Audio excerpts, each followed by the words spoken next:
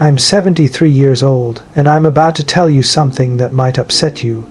Everything you think you know about getting older, about success, about waiting for the right time, it's wrong. No one tells you this when you're young. Not your parents, not your teachers, not society. Either they don't know it themselves, or they're too afraid to say it out loud. I'm not making this video to sound wise. I'm not here to impress you. I'm making this because I'm running out of time, and there are things you need to hear before it's too late. Not for me, for you. For most of my life, I thought I had it figured out. I did what I was supposed to do. I built a career. I worked hard. I earned respect. I woke up early. I wore the right clothes. I said the right things in meetings. I bought the house. I saved for retirement. I stayed busy, very busy. From the outside, my life looked successful. People admired it, some even envied it, and I believed that meant I was doing something right. I believed life was a straight line. Work hard now, enjoy later, sacrifice today, live tomorrow. I told myself I had time, plenty of it. Then, when I was 52, something happened that changed everything. I was sitting in a conference room, talking about numbers that don't matter anymore, quarterly projections, deadlines, plans for a future I assumed would always be there. Suddenly, the room started to spin, my chest tightened, my breath felt shallow. The next thing I remember was waking up in a hospital bed, tubes in my arms, machines beeping, my wife sitting in the corner crying quietly. The doctor said I'd had a cardiac event. That's a polite way of saying my heart almost stopped. He said I was lucky. Lying there, staring at the ceiling, I didn't feel lucky. I felt exposed, small, mortal. For the first time in my life, I couldn't distract myself with work. There was nothing to do but think. And that's when it hit me. I had been living on autopilot. Years had passed, but I hadn't really been there for them. My days were full, but my life felt empty. I had been chasing goals without ever asking why. Climbing higher without looking around, I realized something terrifying. If I had died that day, what would I have left behind? A house someone else would live in.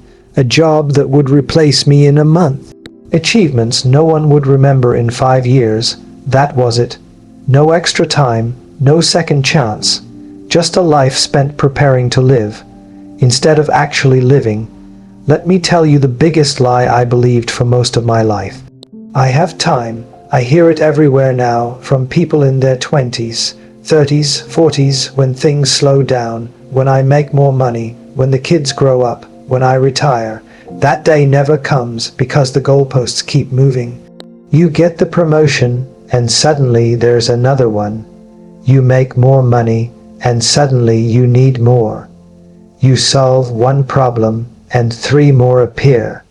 Life doesn't pause and wait for you to be ready. It keeps going quietly, relentlessly. There are things that still haunt me, not the mistakes I made at work, not the deals that failed. Those fade. What stays are the moments I missed, the trip I kept postponing because I was too busy, the book I always meant to write, the long conversations I never had, the dinners I skipped, the weekends I worked, the times I was physically present but mentally somewhere else. I remember my children playing in the living room and me thinking about emails. I remember my father calling on a Sunday and me saying I'd call back later. Later never came. He died suddenly, no warning, no final conversation, and I live with that. Here's the truth no one likes to talk about. Your regrets won't be about the things you did wrong. They'll be about the things you didn't do at all, the love you didn't express, the risks you didn't take, the people you assumed would always be there. You think you have unlimited time with the people you love. You don't. One day, without permission, time will run out, and you won't get a notification when it's about to happen. After my heart attack, I made changes. Not dramatic ones at first, just honest ones. I stepped back from work. I started saying no. No to meetings that didn't matter.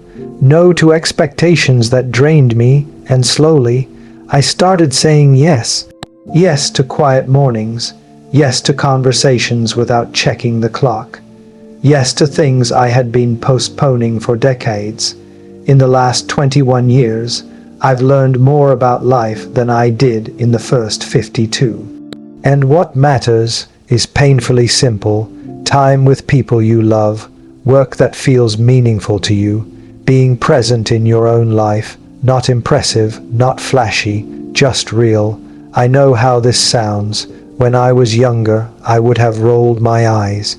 I would have said, "That's easy to say now.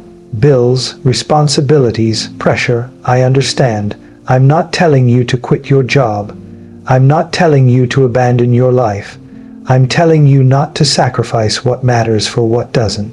Because one day, you'll look back and realize how expensive that trade was. If I could talk to my younger self, here's what I would say. Stop trying to impress people who won't remember your name. Stop trading your health for approval. Stop waiting for permission to live the life you want. Call your parents more often, even when it feels inconvenient. Take the trip, even if the timing isn't perfect. Say how you feel before it's too late. Protect your time like it's the most valuable thing you own, because it is. I'm 73 now. If I'm lucky, I might have 10 or 15 good years left, maybe less, and strangely, I'm at peace with that. Because these years, the ones I'm living intentionally, have been the richest of my life. Not because I earned more, but because I finally started paying attention. I've laughed more, loved deeper, forgiven faster. I stopped postponing joy. That's the irony. When you understand time is limited, you stop wasting it. So here's my question to you. If you died tomorrow, not would people be impressed, not what would be written about you, but would you be satisfied with how you've lived so far? If the answer is no, what are you waiting for? What are you doing with your time that's so important you're willing to gamble your life on it? I can't make this choice for you. I can only tell you this. You don't want to be 73 looking back, wishing you had started sooner.